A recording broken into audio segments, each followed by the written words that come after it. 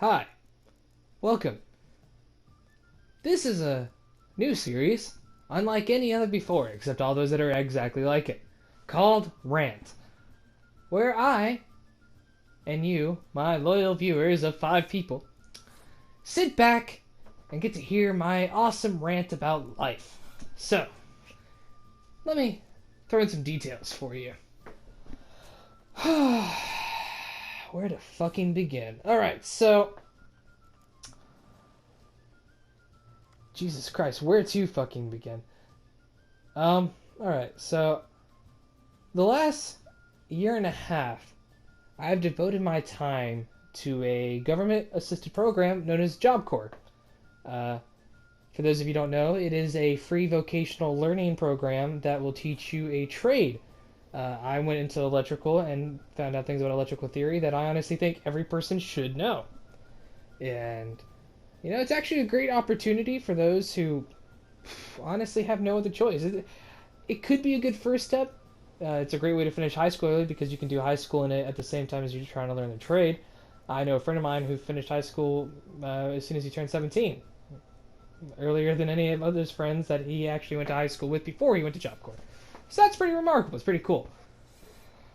I'm getting a little off track, but not really because it's still about Job Corps, but it's not about Job Corps. So, alright.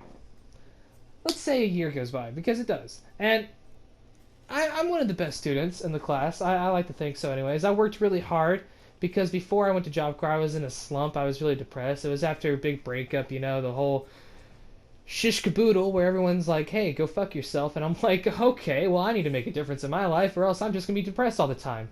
So that's what I decided to do. Make a difference.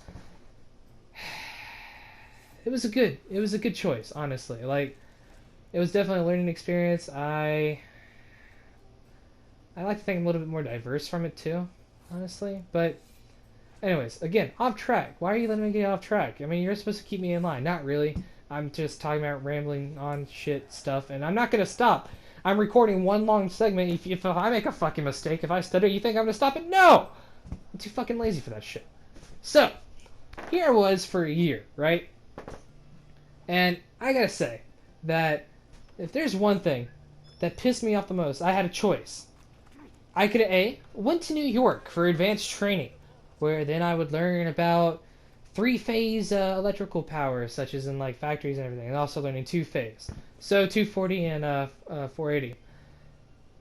Learning how to work on motors, work on PLCs, work on all sorts of fancy shit. Pretty much, the thing that operates our conveyor belts. Happy fucking surprise! Wow, such advanced technology! It's fucked up. It's not fucked up. It was actually really fun to learn. I really broadened my horizons with that. Or, oh wait, I guess I just kind of spoiled which one I chose, didn't I? Ha! And the other choice, right, was, I'm fucking stupid. The other choice was going on a 5-week work-based learning deal with this company called Amerifab in Virginia, I think it was, and getting about $5,000 after the 5 weeks is done. That's $1,000 a week for those of you who are challenged in the basic math skills, which sometimes I am, especially when I'm aggravated, like I am right now. So, lovely story. I'm like, you know what? I'm going to take everyone's advice and go with a higher education. Because even though that money would be great to relocate, because I had plans of wanting to go to Austin, Texas, I mean, I wanted to move out of this rural fucking city of Somerset, Kentucky, and actually go out into the real world and experience real things and not be stuck in the values of the past that aren't going to be fucking anywhere. This place is a shithole. I mean, it's just... It's considered, like... I'm not really sure about the statistic, but I think the second unsafest city or region in Kentucky, and we're considered the meth capital of Kentucky. So, good job.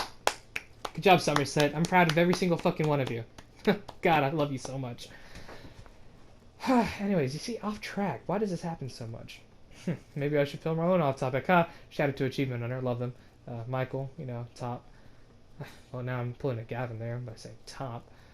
So, moving on. So I'm like, okay, higher education, right? You'll always be able to fall back on that if things don't work out. Yeah.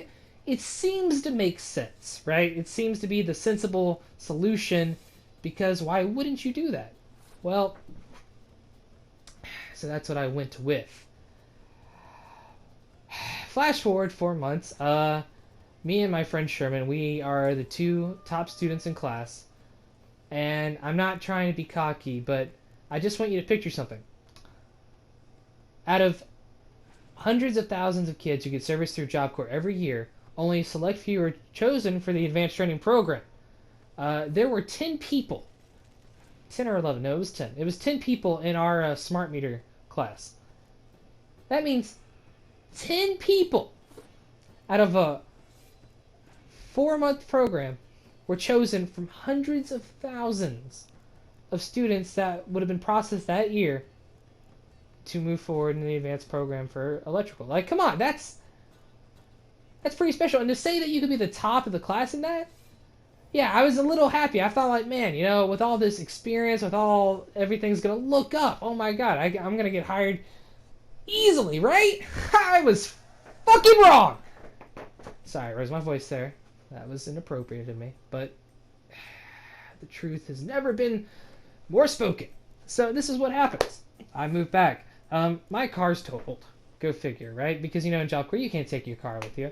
And I'm not blaming anyone. It's just my car, apparently the transmission blew out on it and just rotted someone's yard. And then when I finally do get back home, I ask about it, right? About the people whose yard it was in. And apparently it got towed away by their landlord. I mean, they probably just fucking scrapped it. I don't know how, since I never gave the fucking title away or anything. But, you know, here in Somerset, as long as you fucking know the right people, you can get away with fucking shit. Anything. Murder, probably. Maybe. I don't know. There's apparently the whole murder with Ward Carell. That's another story for another time that I'm never going to go into because I don't really care. So, yeah. And so I spent the last year and a half in Job Corps in general, making myself employable, as they love to put it, just ready for the world, right? And I got back in April this year. And lo and behold, I have no vehicle for transportation for jobs. So I'm like, okay, minor setback. I can work this out, right? Yeah, I can work this out. So I try to work things out with my mom for us to save up money to get a car. That's not working because she only makes 1,000 something a month because of reasons, personal reasons. I'm not going to get too far into it, but we're both unemployed at the moment. We don't have a car, so that's kind of hard to have a job to begin with. So my only like lifeline is either finding a place close to where I live, which is hard because I'm literally out in BFE. I don't know why they say BFE, because why Egypt of all places? Like, why not Timbuktu? Because a lot of people still don't know where that fucking is. I don't know where that is. So I mean, why say it, right? Doesn't make any sense. Anyways, sidetracked again. Go figure. So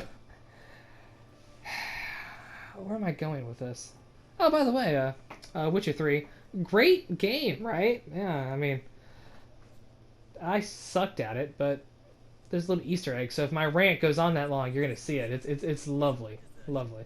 Yeah, I'm not playing and speaking at the same time. I just found a video clip. I'm like, you know what? I'm not gonna do anything else with it. Might as well just fucking make a video with something compiled with it. Anyways, off track again. Damn. You guys should really help me out with this. I mean, you can't, because by the time you see this, it's already done and over, and I've already said everything that I needed to say. So, just don't worry about it. Okay, just don't worry about it. So anyways, so my only lifeline was to get a job that pretty much offered a company vehicle, so such as a cable installer or maybe a cable technician, because I had a bunch of experience in networking. Well, so that's what I started applying for. And I applied for everything that I can, but honestly, a lot of companies that did get back with me say, like, so how about your ride? I'm like, well, I don't have a ride right now, but if you're willing to work with me, I promise I can turn around and, yeah, no company. As soon as you tell them that you don't have a car, you're fucked. It's almost as bad as the Catch-22 is like, oh, you can have this job as long as you have the experience for it. Oh, you don't have the experience for it? Well, sorry about that. I mean, we're going to hire someone else with experience in something completely different, but it's just that they have experience in general. So, fuck you, right? Or as me and my friends like to say, fuck me. So, anyway, so this company, Telecom, calls me up like, hey, are you still looking for a job? Because we're mass hiring in this place. Oh man, we could really use the workers. I'm like, yeah, of course I am. And like, this would require you to have a company vehicle as long as you have your license for a certain amount of years, as long as you're over the age 23, so you can be covered under the company insurance. I'm like, yeah, I fit all of these. That's great. I can't wait to work. And they're like excited. So I go in for my interview, right? And the guy loves me, apparently. He's like, Justin, normally I don't see many people who are dedicated to this. I don't see many people who are willing to take the step. And as soon as they walk through that door for me to interview them, I can already tell that they want to work hard. And that's why I want you to go and fill out this paperwork for your background check, because I want to get you out there as soon as possible. I'm like, thank you so much. You have no idea how much this means to me. I could really use this job. Because I could. I have no money flow. I have nothing. Do you know how horrible it is to be a burden to your mother at the age of 23? That's the whole reason I went to fucking Job Corps. Is so I could support myself. But apparently, that's not how this world fucking works. Because I get back in contact with this guy. His name's Josh. I don't care about sharing information because I'm never going to hear back from the fucker. Probably high. As soon as okay, yeah, his office was his house. As soon as I walked through the door, yeah, of course, what did you think I smelled? Pot. What the fuck, man?